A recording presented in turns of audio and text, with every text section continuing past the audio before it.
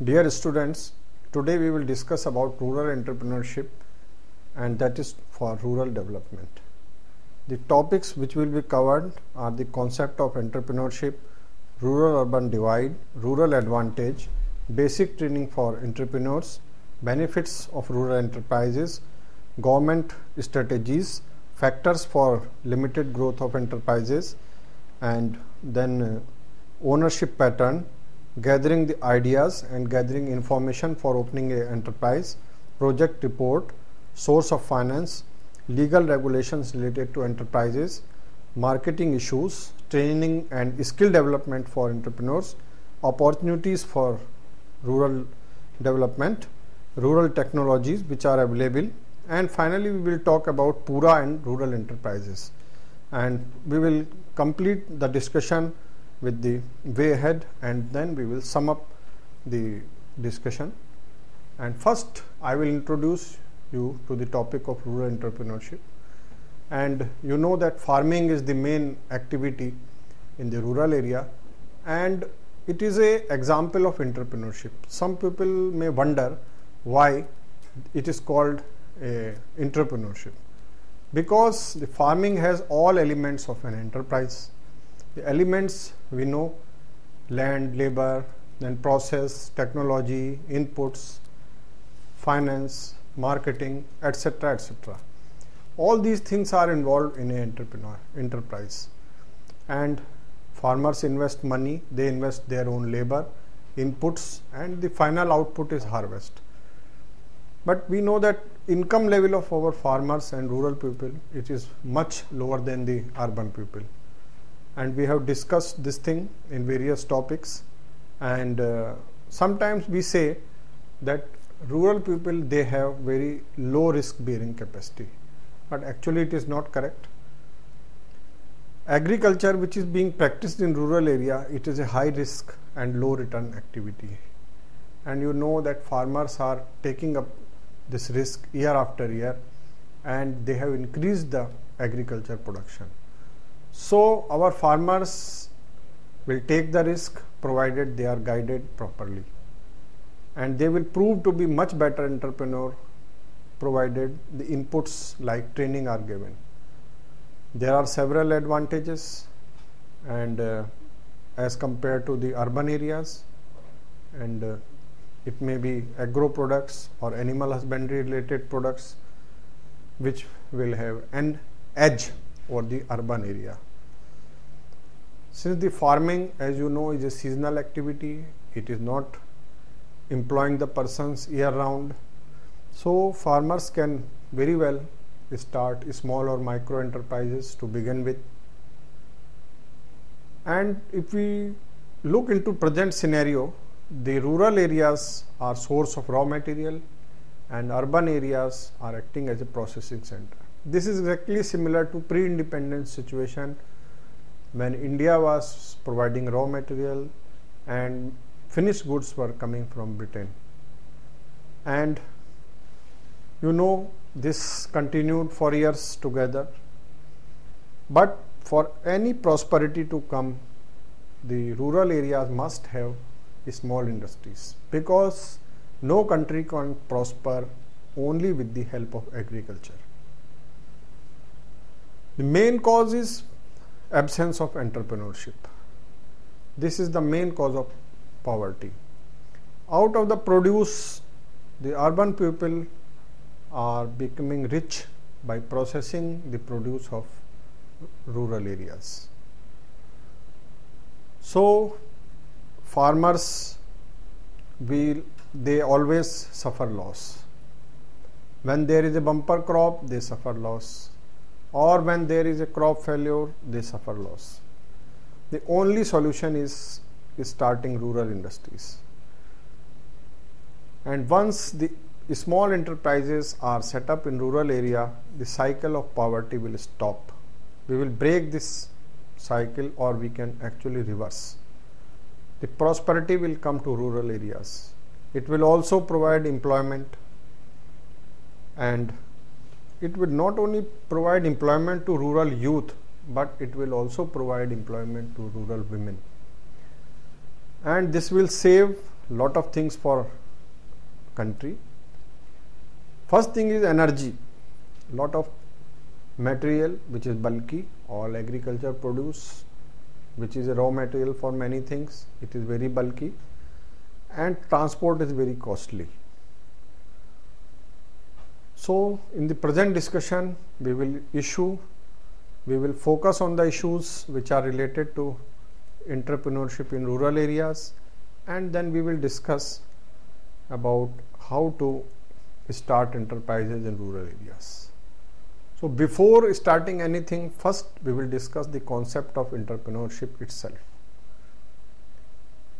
In earlier days, entrepreneurship was referred as a matter related to military expeditions.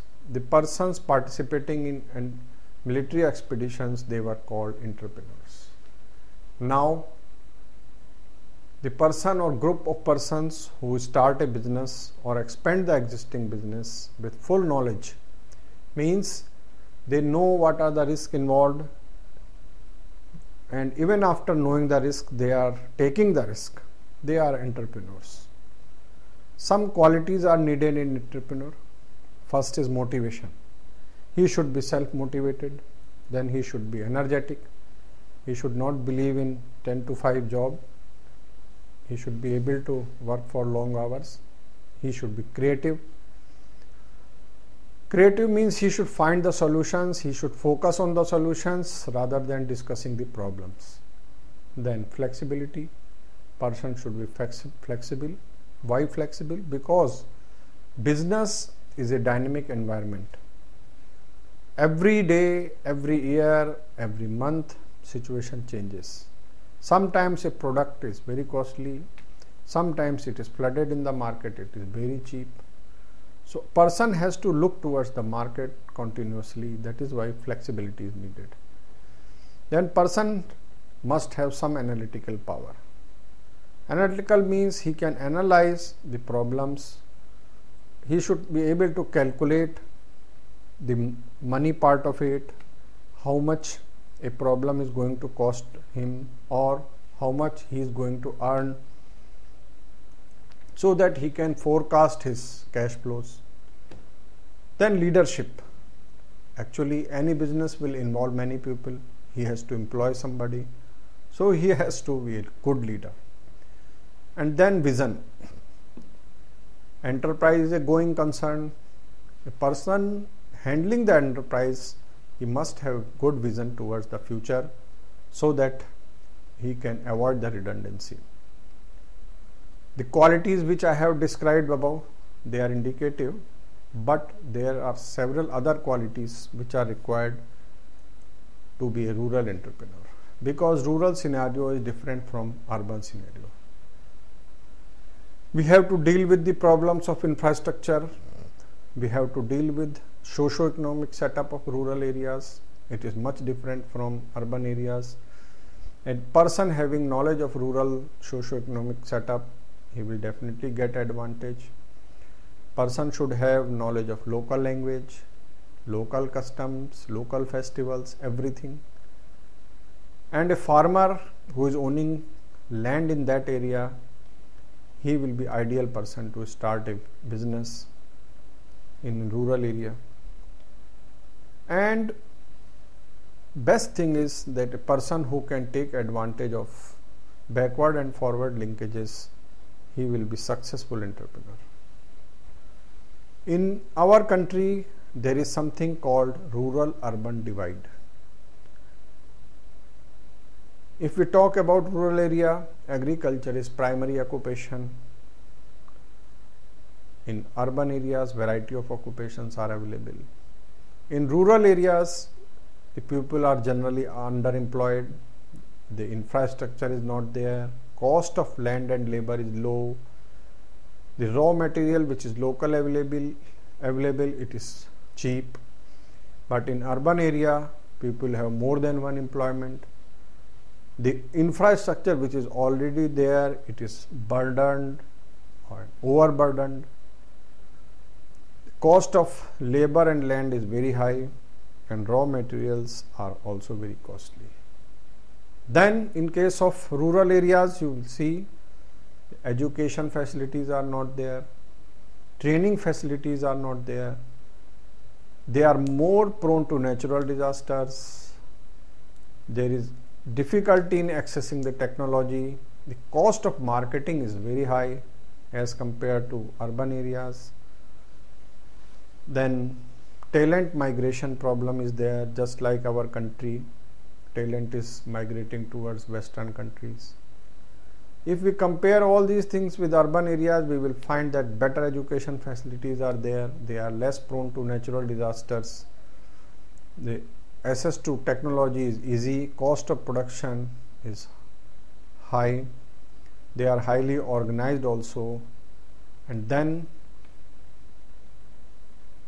the population is very high due to lot of migration from rural areas. Even after so many disadvantages, rural people have some advantage, some edge over urban people as far as entrepreneurship is concerned. First thing is labor. If we can start an enterprise which is labor intensive, like food and processing, herbal medicines or assembly units, we will definitely have an edge because labor is cheap.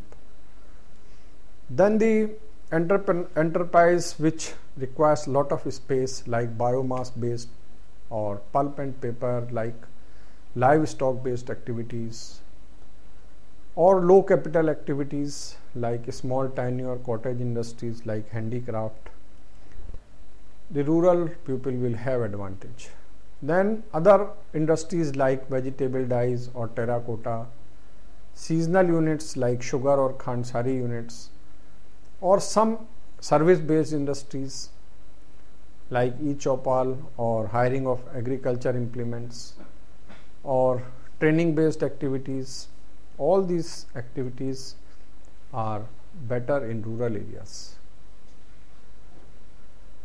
Once we discuss about rural entrepreneurship, there is something which lacks in rural area, that is training facility.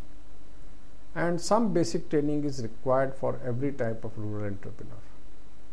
Certainly, we don't have highly qualified persons who will start enterprise in rural area. But whosoever want to start business in rural area, they have to have some basic training. First thing is, whenever we want to motivate a person through success stories, then he should visit the rural areas, he should meet the successful entrepreneurs in the area. Then information related to government agencies and their role, because every business has some government rules, regulations, framework within which we have to work. Then the person should have training in systematic way of identifying the opportunities. He should be able to identify the opportunity which will be better for him. Then he should have access to model project or the sources for preparation of project reports, because for every financing we require project reports. Person should have knowledge of finance, from where he can get finance. Then training related to government programs, what programs government is running, what type of subsidy is available. Then accounting, because he has to run his own business, so he should know the accounting. And then a technical training related to the area which he has selected. So we will discuss all these things one by one.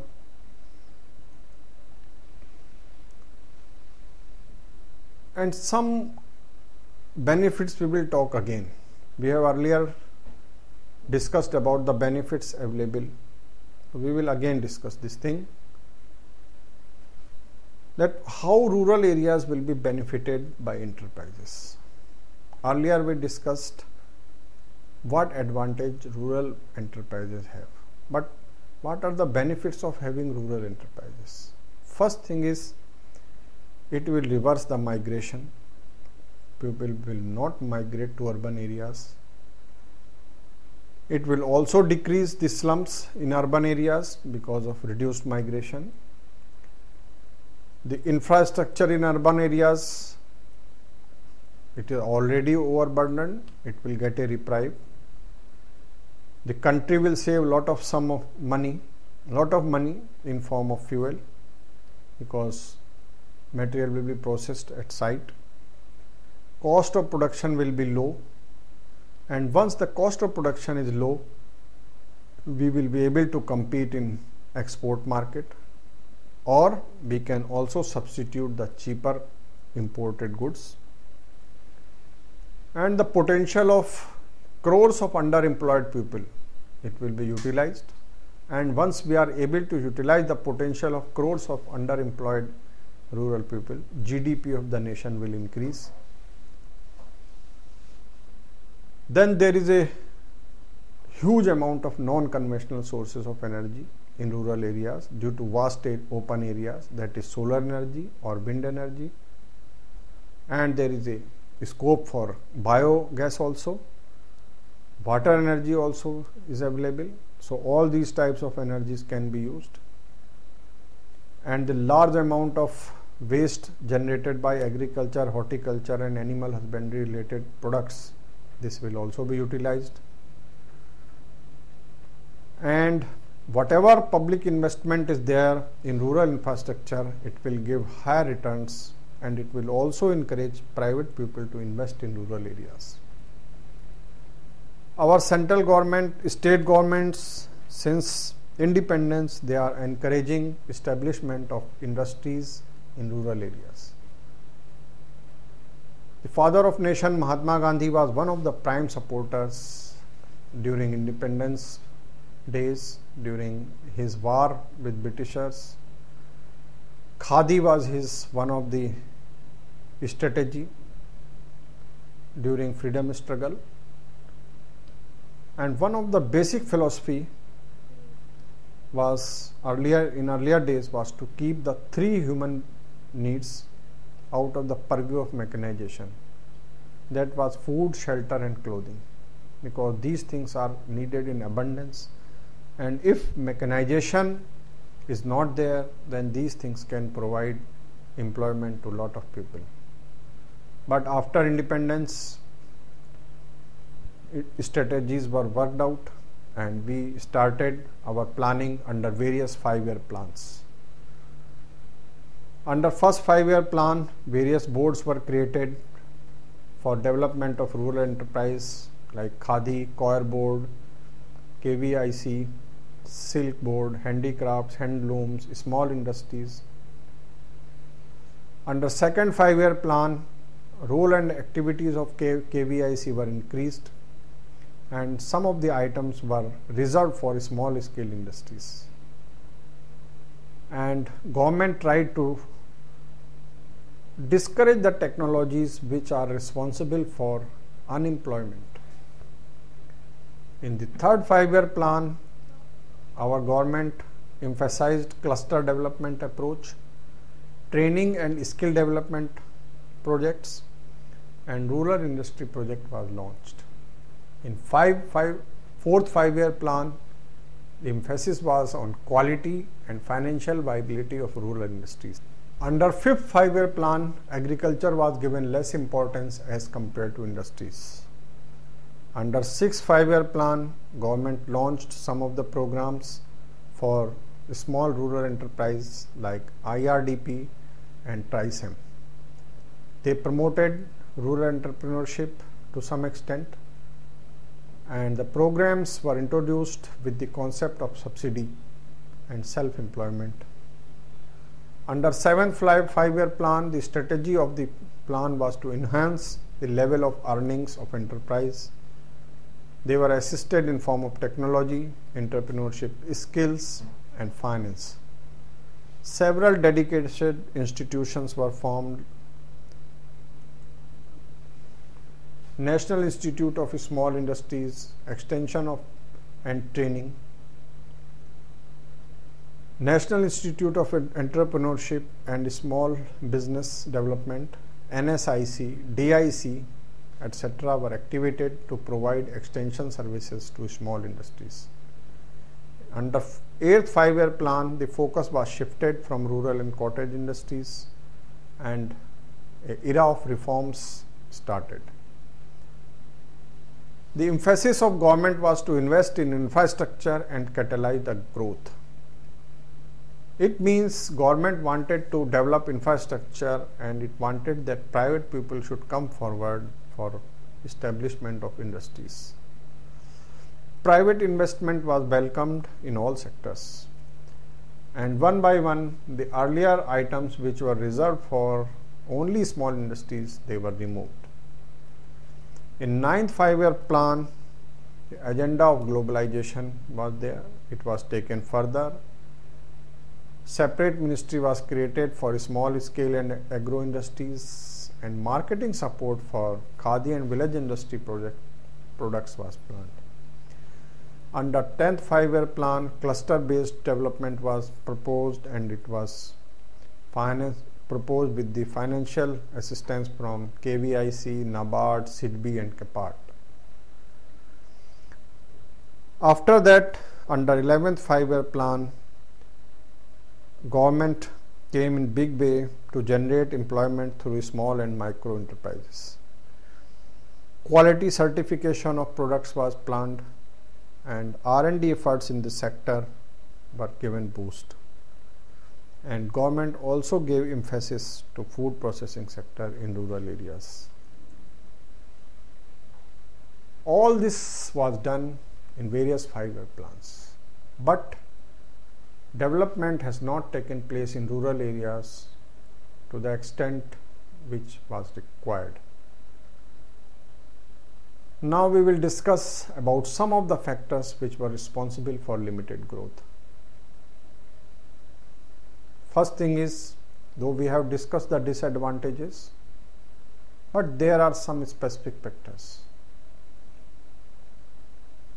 Some subsidy and target oriented programs were there, and these programs encourage people to somehow avail the subsidy, and their entrepreneurship was limited to that purpose, and the enterprise could not sustain. Technology was developed all over the world at faster rate, but our rural people could not get the benefit. The electronic media, which had a boom, it diverted the attention of rural youth from enterprise to wage employment. And they propagated the concept of easy life, and this resulted in more migration. The infrastructure expenditure was concentrated to urban areas, as private investment was not allowed in infrastructure sector. The rural enterprises were given a typical name like khadi cloth or achar murabba or kachi ghani oil. All these things were linked to rural entrepreneurship. So rural enterprises could not develop to the extent, and its growth was limited. But we have to move forward. The growing concern is there about environmental degradation. We want to reduce carbon emission, and all these things have opened gate of opportunities for rural industries. In European market, there is a demand for low technology, low energy intensive and natural products.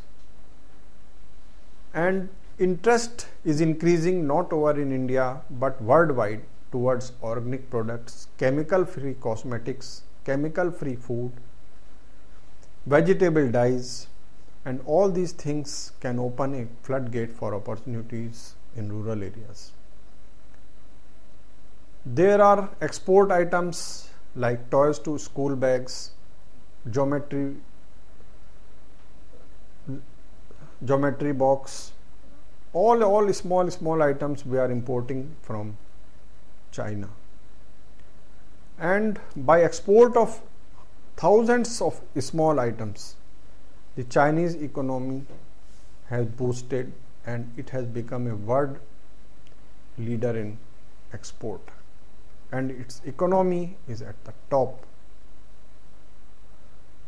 So how all these things can be taken together and how we can develop our Indian rural industries and link them to the world market, that is our main concern, because marketing the products only in India will not result in that growth unless and until we link our products to world market like China. We will discuss the various options available to rural youth and how they can start new enterprises. So when a person decides to have an enterprise or he want to start an enterprise, so he has to make choice. Many choices are there. First is manufacturing or processing, second is trading or retail sales, distribution, then service sector is there, contracting business is there, or he can be in combination of any of two or three. So any business will have a owner, and there is ownership pattern in any business. Not only rural enterprise, but any type of enterprise can have many combinations or many types of ownership. First is individual ownership. In most of the cases pertaining to rural areas, there will be individual ownership. Then there could be partnership or private firms or private limited companies or cooperatives, or it could be joint ownership. The various type of groups like self-help groups, they are not formal structures, but they can also run enterprise. The choice of ownership pattern will depend on the type of business activity and whatever amount of manpower or money is required. If we are going to have forest produce based activity, then we will require a lot of persons, or it may be in form of cooperative, or it may be in form of self-help groups. In case a person decides to do trading, then individual ownership will be best. Now we will tell you something about various types of ownership. First is proprietorship. In this case, the proprietor is absolute owner of the enterprise and his liability is 100%. It is best suited for a small enterprise where capital requirement is low and lot of legal complications are not there. The person will have sense of ownership and he will pass the benefits of the business to next generation, and these two things will be best motivators. However, this type of organization cannot have lot of access to bank funds or public funds if we want to expand his business. Then there are partnership concerns. As per law, they can have maximum 20 persons who are working together for a common goal and objective, and they are governed by Indian Partnership Act 1932. They can take advantage of best abilities of each other, like somebody may be technically qualified, somebody may be having land, or somebody having more finance. So they can pool the resources, and it is always better to have a written agreement between partners so that there are no legal issues later on. Then private limited companies are there, and these companies can have 2 to 50 shareholders. Each shareholder will have limited liability, and the personal assets of the shareholders are separate from the assets of shareholders, and they can have better control over day-to-day affairs of the company, and they have better finance, better access to bank finance or institutional finance as compared to individuals. And this type of organization is suitable for a higher level, means medium level business. Then public limited companies are there, public limited companies can have minimum 7 shareholders and there is no maximum limit.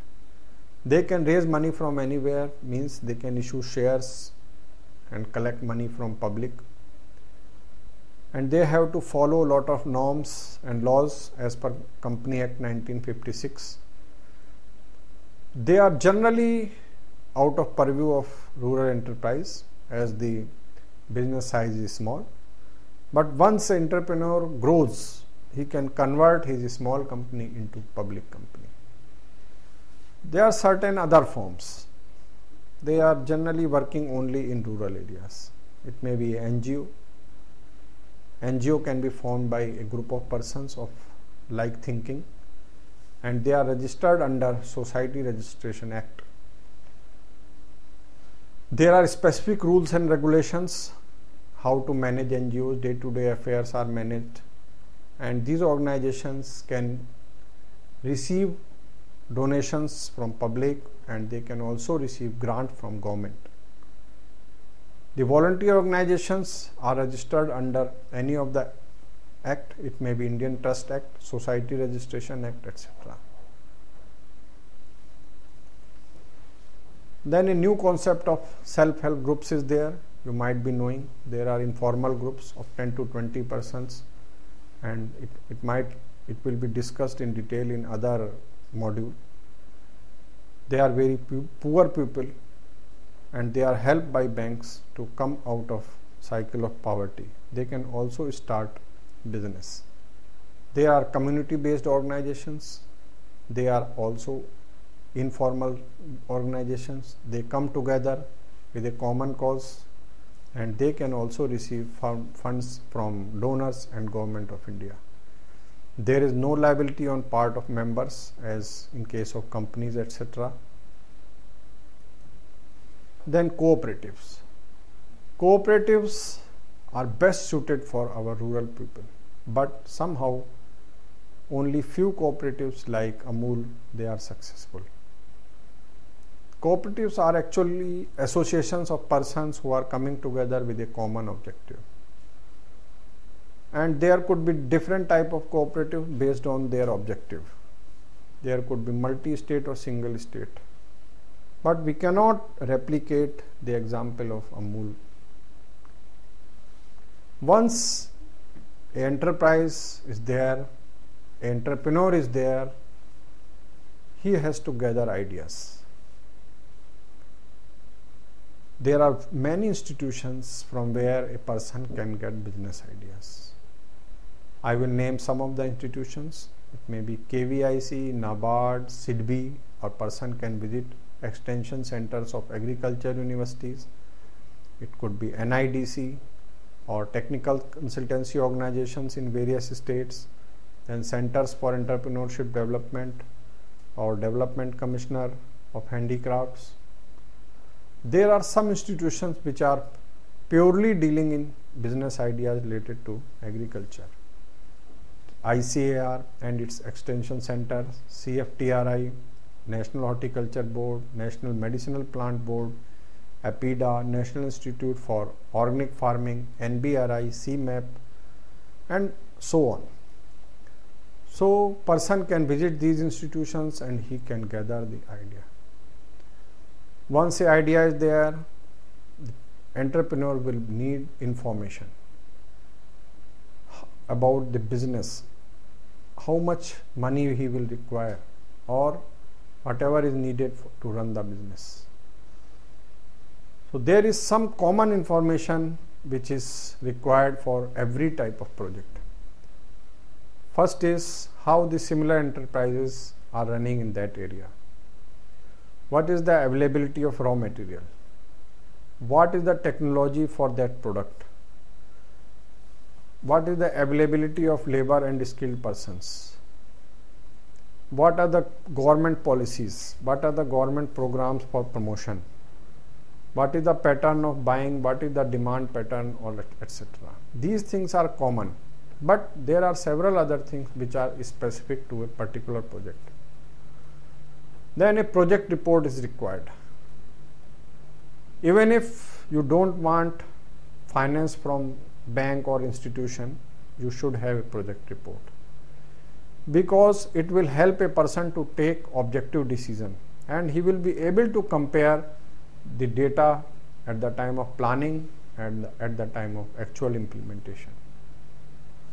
The information is required, and that information first is name of entrepreneur and nature of enterprise, demand for the item, planned capacity, production schedule, sources of raw material, present cost and approximate quantity. The source of material will give all these information, technology, the availability of technology, skill required, manpower required. Manpower can also be divided into skilled and unskilled, cost of buildings, plant and equipments, recurring expenditure on that business, finance which is required at initial stage and what will be source, and then the appraisal. Appraisal will show how much is the capacity of that project to earn.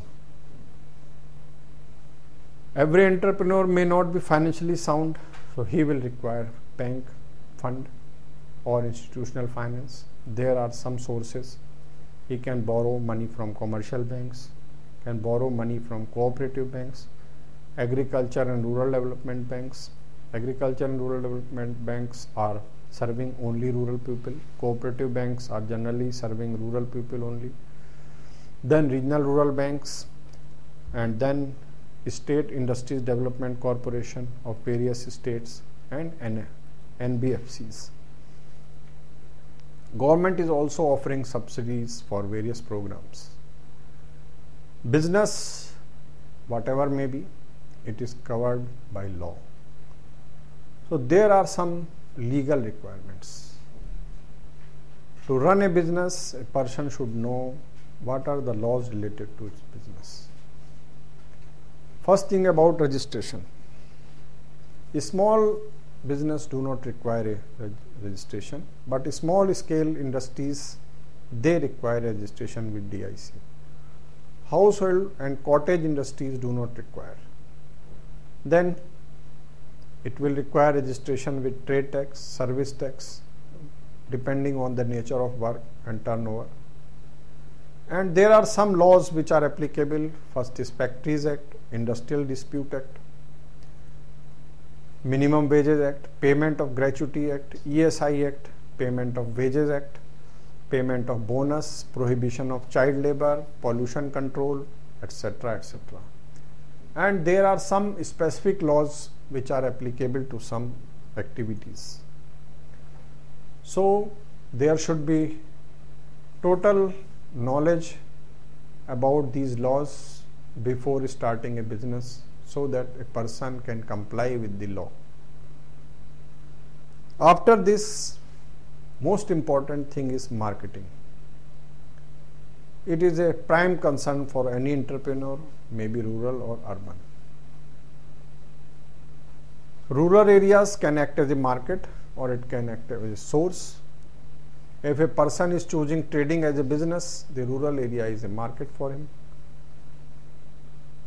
But the urban area and other villages, they will be market if we are manufacturing something. And some of the products, even they can have export markets.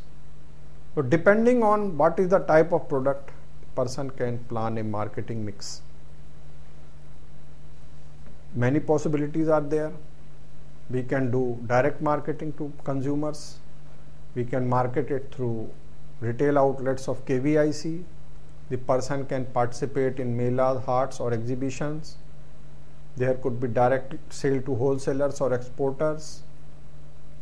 It may be direct sale to industries who are processing your produce, like Ayurvedic medicines, they require herbs. Or we can market the product through marketing system of Amul or Safal. And some entrepreneurs, they can also market their product through websites. Nowadays, concept of mega stores is there, like Spencer's, and lot of high-tech agriculture produce like cut flowers, ready to cook vegetables or exotic vegetables, they are sold through these stores. Entrepreneur can also market his produce through government emporiums, and he can also indulge in marketing through weekly markets, and sometimes we can supply through contracts like bulk supply contracts with army or other government consumers. So depending on the produce, type of produce, quantity, bulk, all these, we have to choose the marketing mix and marketing area. Now another important thing is training or skill development, because every produce requires skill development. Until and unless the labor employed is skilled, the produce will not be good and the product will not sell in the market. So there are institutions which are giving training. For medicinal plants, CMAP is there. For floriculture, NBRI is there. For food processing, CFTRI is there. NABARD is also sponsoring various skill programs through NGOs. So entrepreneur has to collect the information from where he will get the training or skill development. There are some infrastructure items. Minimum infrastructure is required for any type of business. First is all-weather roads, then electricity, water supply, telecommunication, banking. All these things are basic infrastructure, and we have discussed about rural infrastructure earlier in our earlier module, so that topic will not be discussed in detail now. But enterprise will only run if the good infrastructure is there. So infrastructure is needed not only for running the enterprise but also for marketing. Now we will discuss about the opportunities. What are the opportunities which are available for rural enterprise? So we will discuss about the broad areas under which opportunities can be classified. First is farm-based enterprise. As you know, rural areas have lot of agriculture land. So best thing which is suited to rural areas is the farm-based enterprise. And under farm-based enterprise, many things are there. One is organic farming. Organic farming we have covered in earlier discussion. So we need not define the organic farming, but as a product, demand for the organic products is increasing. You know, due to concern about presence of traces of fertilizers, traces of insecticides, people want organic products. And if the product is certified, then it can fetch a good price in export. All type of inputs which are required for organic farming, they are available in rural areas. And as number of farmers can take up this activity, because there is a huge demand. And some people, they can take up trading of organic products as another option for entrepreneurship. After organic farming, there is floriculture. Floriculture, as you know, it is about flowers, cultivation of flowers. And in urban areas, good demand of flowers is there. In all religious functions, temples, we require flowers. And in weddings, other social functions, demand for flowers is there. For decorations, flowers are required. So demand is there, and in the modern lifestyle, demand for floriculture related products is increasing. If the village is located near to a urban area, then cost of transportation will be less, spoilage of the product will be less, and these areas are best suited for the floriculture. The next thing is high-tech agriculture. High-tech agriculture means production of exotic vegetables, off-season vegetables, mushrooms, all these things. they fetch very good price and their demand is increasing with the increase in income of middle class. High-tech agriculture actually does not need very high technology to produce. Only thing is some expertise is required as compared to the normal agriculture. So farmer has to get training in some training institutions run by government about production of exotic vegetables or mushrooms, and you know that good price is always there. There is no glut situation like wheat or paddy. So for reducing the risk also, the person can take this activity of high-tech agriculture along with other things. Then medicinal plants. Cultivated medicinal plants are now required because forest cover is reduced. When forest cover is reduced, you know that getting medicines from medicinal plants from forest is difficult. That is why this demand is increasing, and people are now going for this cultivation of medicinal plants. Lot of Ayurvedic drug manufacturers are there who are entering into contracts with farmers and they directly buy the plants from the farmers. Then aromatic plants. Now the demand for natural perfumes is increasing. People are more aware about the ill effects of the chemical products or the petroleum products. So lot of earlier perfumes which were based on various chemicals, they are being replaced with natural perfumes, and this has opened a opportunity for commercial production of aromatic plants. There is a specialized training institution also for this, and they fetch a very good price in the market. If the land available in an area is not fit for agriculture, then people go for commercial forestry. There are trees which can be felled without government permission, and these trees can be very well planted under commercial forestry. Some of the plants like eucalyptus, poplar, bamboo, etc., they have a good market. The paper mills, the matchstick manufacturers, furniture makers, they all buy these products. The bamboo alone can be utilized for more than 30 products. And government has created a bamboo mission after knowing the multi-utility of this product. So the areas where other things or other type of agriculture is not possible or commercial agriculture is not possible, then people can go for commercial forestry. A new area is there, it is called biofuels. Some over 30 varieties of plants have been identified for production of biofuels, and jatropha is one of the variety. The oil which is coming from these plants, it can be mixed in diesel.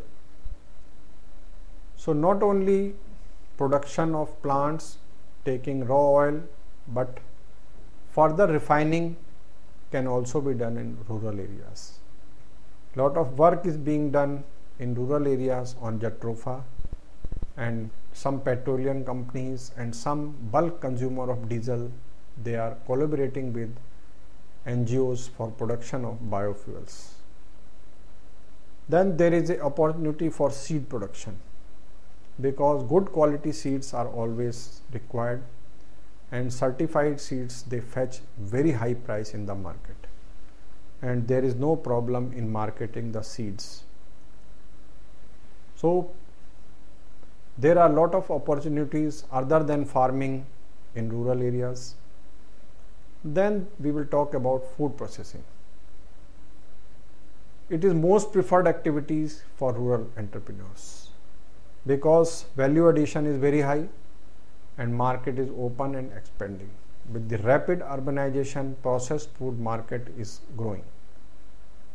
We have discussed this topic separately in detail, so we need not discuss more about this. Only thing is that it is one of the most preferred activity of rural entrepreneur. Another area is processing of agro waste. Lot of agro waste is burnt every year. First simplest option is to convert this waste into briquettes. Briquette means just giving pressure to this and converting the waste into briquettes. They can be burnt in various industries, maybe in rural or urban areas, in place of coal or wood. So it will save other natural resource also, it will generate energy also, and it will save the waste which is otherwise burnt without any value addition. There are several other products which are coming from agro waste, like rice bran oil, gum from tamarind seed, or other products from coir. All these products, they can be extracted at commercial scale and can be used by rural entrepreneurs for starting a business. There are other several small products like handmade paper, board, packing paper, corrugated paper boards. They all can be manufactured in rural areas. Now comes important product of rural area, that is nutrition, farm nutrition or pesticides. Our farmers are generally dependent on chemical fertilizers after Green Revolution. The farmers themselves can produce various types of organic fertilizers like compost, vermicompost, neem-based pesticides or other products on commercial scale, and these products can be sold not only in rural areas but in urban areas also. We have covered this thing in our organic farming module, so we need not discuss lot of things here again. But thing is that these products consume very low energy, and the raw material which is used in these products, it is otherwise a waste. So when we are into business of farm nutrition or herbal pesticides, it means we are generating wealth out of the waste. Next thing which is an important business in rural areas is animal husbandry based products. People in rural area, they are running this business since thousands of years, and dairy is most popular and organized rural enterprise. The people in rural area, they can start from 2-3 animals, and the units above 100 or 200 animals are also there. And processing and distribution of milk is a related business to this animal husbandry. The people who are keeping animal, instead of selling, they can process it and they can distribute the milk collected. And one of the studies says that milk production in terms of money, it will cross the paddy very soon. It means the money coming from paddy will be less as compared to the money generated by dairy business. This we will discuss in detail in animal husbandry module. Next thing which is based on animal husbandry product, it is poultry. Poultry has lot of scope in rural areas because we get feed from farms, sale of eggs, sale of poultry birds, and poultry feed industry, they are all enterprise which can run in rural area. In addition to the produce from living animals, there are certain rural industries which are based on the residue of dead animals. Use of bones or hide etc. from the dead animals can also be a business. Then there is another entrepreneurship, that is commercial rearing of various animals like pigs, sheep, goats, rabbits. Different type of products are coming from different type of animals. Wool is generated from rabbits or sheep. Meat is coming from various other animals. Where grass is available easily, this type of animals can be grown on commercial scale, and rearing of these animals will fetch a good amount to the entrepreneur. Nowadays a problem is there with this industry, that people are misusing hormones, chemicals, and they are following some unethical practices which should be stopped. Next thing is sericulture. Sericulture is also a very old activity, but it is fetching a very good price even today. Silk garments are very popular and they can be exported also. So there is no problem in sale of raw as well as processed silk. So this activity can be taken up by a lot of rural people. And honey is also, honeybees, they are not only providing us honey, they are also contributing in pollination, and thereby they increase the agriculture production.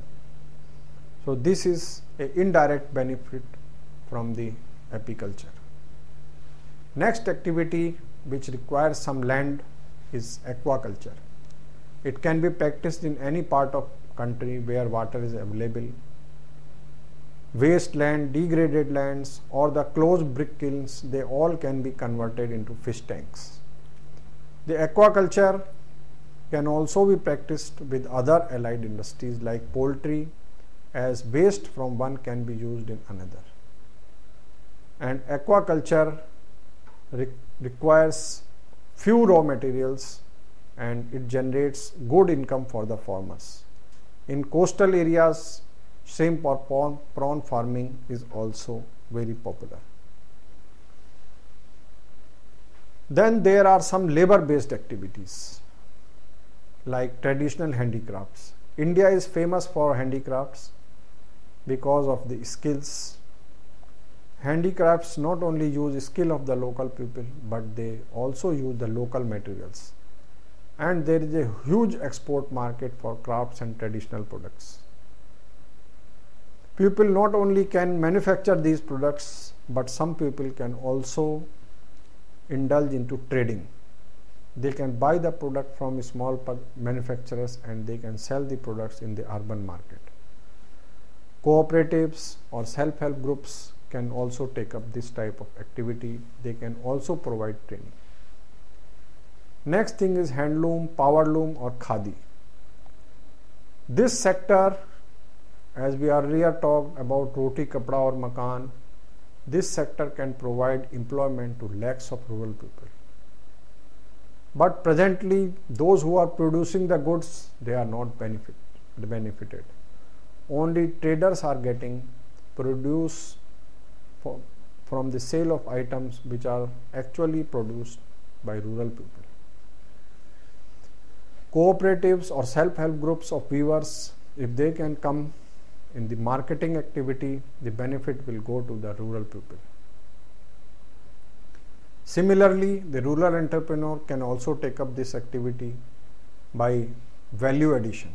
So, what is value addition in this area?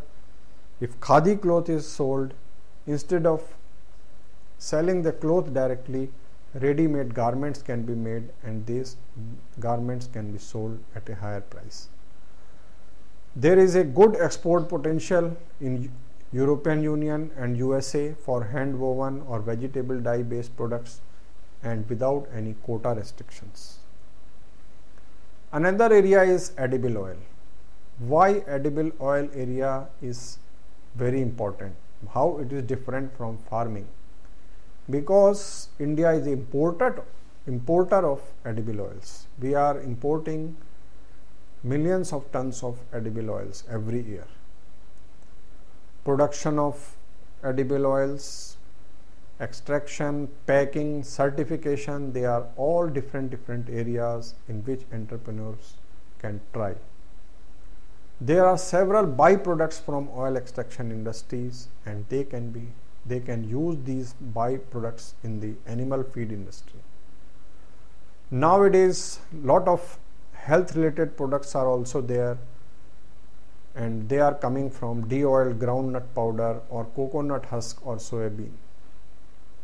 So this sector can also generate employment for rural people. Then comes the service sector. Service sector is growing at a very high rate in urban area, and it has a good potential in rural areas also. There are repair shops for implements, there are service centers, public call office, internet cafe, hiring of the agriculture implements, hiring of tractors, skill training centers. All those activities, they have good scope in cluster of villages. It doesn't mean that a training center can be opened in every village. Then it will not be viable. So entrepreneur has to take into account the cluster of villages from where the people can reach there and avail the training facilities. We have seen the success of eChopal, and this type of model can be replicated everywhere in India.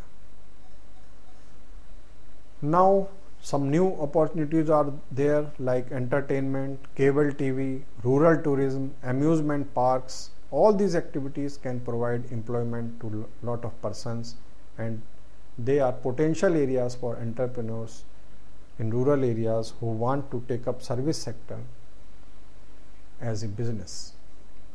Another thing is trading or contracting. The consumption patterns are changing in India, not only in urban areas but rural areas also. With the increased income, people want some fast moving consumer goods like consumer durables, TV sets, mobile phones, DVD players, music equipments, etc. Rural areas are also consuming a lot of other products like fertilizers, seeds, pesticides, insecticides, all these things. So trading activity can also be taken by rural people so that the income generated can remain in rural areas. Lot of agencies are running rural development programs, and they contract the jobs for civil or mechanical works. Rural people can enter into this business, and they can earn not only livelihood but they can earn good income. Various banks, financial institutions and other extension agencies, they are executing lot of programs in rural areas through NGOs. And the educated youth who want to serve the society and they have inclination towards this, they can open NGOs or voluntary organizations. They can come together and they will have the dual purpose of social service, and they can run business activities. There are technologies. There are many sources for getting technology, because rural technology is the most important thing for opening any enterprise. And we will guide you something about it. There is a Directory of Rural Technologies published by NIRD, Hyderabad. And this book in 3 volumes covers technological inputs for construction industry, high-tech agriculture, fertilizers, fisheries, post-harvest technologies, leather technology, water conservation technologies, natural dyes, solar heaters, cookers, etc., etc. The entrepreneurs can collect good information related to technologies which can be applied in rural areas from these books. We will conclude our discussion with something innovative, that is Pura. Pura was a program of providing urban amenities in rural areas, and it aims at connectivity, all type of connectivity within a rural cluster. If this program is implemented in India, we will see a change in the rural landscape. It will give tremendous boost to rural industries and rural infrastructure. And once infrastructure is developed, it will attract rural youth to come back to rural areas, have a good life there, and it will generate employment in service sector in rural areas. This is a new area where big corporates can invest. What is the way ahead? First thing is that problems of rural areas cannot be solved or reduced until the dependence of people on agriculture income is not reduced. There should be some other source of income for rural people. We cannot migrate lot of people to urban areas. So rural industries alone can help us in increasing the income of rural people. There are technologies with high labor intensive products which are being imported from outside. As a first step, we can introduce these products to rural entrepreneurs and we can stop the import. People will be willing to pay high cost if the quality is good. Another area after import substitution is food processing, which can be taken up in big way to start with. Now we will sum up our discussion. We have discussed the process of establishing a rural enterprise. The opportunities are there, but takers are not there. And one of the reason is lack of infrastructure and lack of awareness. Media has spread the glamour of urban life and speeded up the process of migration. So media has to play some role to stop the migration and attract the rural youth again to rural areas. And coordinated efforts are required from various government agencies to achieve the goal of rural industrialization. Thank you all.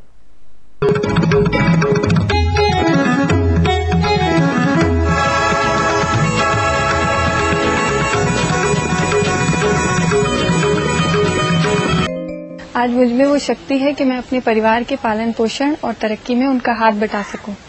आज मेरे काम से मुझे ही नहीं पूरे गांव को फायदा हो रहा है। She is Shahreen. Occupation दृष्टि सूचनालय ओनर। बस थोड़ी सी हिम्मत, थोड़ी सी कोशिश, आप भी खोल सकते हैं मेरा जैसा दृष्टि सूचनालय। सच। And she is Poonam Bharadwaj. Occupation दृष्टि सूचनालय owner. Poonam and Shahreen's story may very well become the story of success for you and your village. Poonam too was one amongst us. Even today, she's one amongst us. The only difference is that today she is filled with a new self-confidence and success knocks at her doorsteps. Poonam is celebrating the first anniversary of her Drishti Suchnalay, and many of the men and women of the village have come to her kiosk to congratulate and encourage her. They remember the day when they first heard about Drishti in a Gram Sabha. In that village gathering, Poonam's husband Ram Singh was also present. Poonam stood far away in a corner. It was when she first saw Shiluji. Today I would tell you all about ICT. ICT means Information and Communication Technology, which is all about knowledge, communication and technology. Yes, ICT establishes communication for exchange of information through technology. Today, in rural areas, ICT has emerged as a strong medium of facilitating the services, products and information related to education, health, agriculture and other development and growth opportunities in the rural areas. Several organizations are establishing ICT centers in different villages. These ICT centers are also called as kiosks. A Drishti kiosk is known as Drishti Center or Drishti Suchnalay. The profitable venture has been especially designed as an option for women. Women in villages, with support and cooperation of their families and the panchayats, set up Drishti Suchnalay. In turn, this brings in long-term benefits to their families and the villagers all through their lives. It was very clear that if someone has determination and can be motivated, then Drishti Suchnalay is a win-win option. As the Gram Sabha concluded, people had got a lot of answers they were looking for. Who was the end beneficiary of the Drishti centers? The villagers. Who is receiving the social through Drishti? Yes, of course, the villagers, the rural communities. जो पैसे लगाए थे हमने इसे शुरू करने में, वो कुछ ही समय में मुनाफे के रूप में मुझे वापस मिलने लगे। पैसा हमें कितनी जल्दी वापस मिल जाए, ये सब सूचनालय चालक पर भी निर्भर करता है। अगर घर में जगह हो तो घर से भी दृष्टि सूचनालय की हम शुरुआत कर सकते हैं। Like any other business, setting up a Drishti Suchnalay requires some investment. You may apply for a loan from any of the local banks. आज निरंतर बढ़ती आमदनी और आत्मनिर्भरता है। आने वाले दिनों में मेरे बच्चों और परिवार के अन्य सदस्यों के लिए भी एक आमदनी का सुनिश्चित जरिया है। गांव के लोग मेरी सफलता की सराहना करते हैं, दूसरी औरतों को मेरी मिसाल देते हैं। अगर हमारी कंप्यूटर सीख के कुछ करना चाहती हैं, कुछ बढ़ना चाहती हैं, तो हम उनका साथ अवश्य देंगे। मशीन की सिलाई, थोड़ी बहुत अपने वैसे कढ़ाई बुनाई, बस इतना हो सकता है। हम तो फिलहाल तो फैशन में हैं। हाँ भाई, फैशन में फिलहाल तो जार लाए, खेत सब काटेंगे, घेरेंगे, सानी करेंगे, दूध काटेंगे। जैसा सुनते हैं कि बहुत अच्छा रहता है, सीखते हैं, बहुत से बाहर निकल जाते हैं जैसे गांव से पढ़ने लिखने के लिए, तो उनसे पता चलता है कि वो अपने आगे के लिए अच्छी नौकरी मिलती है, अच्छे काम मिलते हैं, कंप्यूटर सीख। The villagers now enjoy the availability of several facilities and services in their own village itself, for which they earlier had to go to the nearby cities. The youth and the kids of the village are learning computers right in their own village at the Drishti Suchnalay.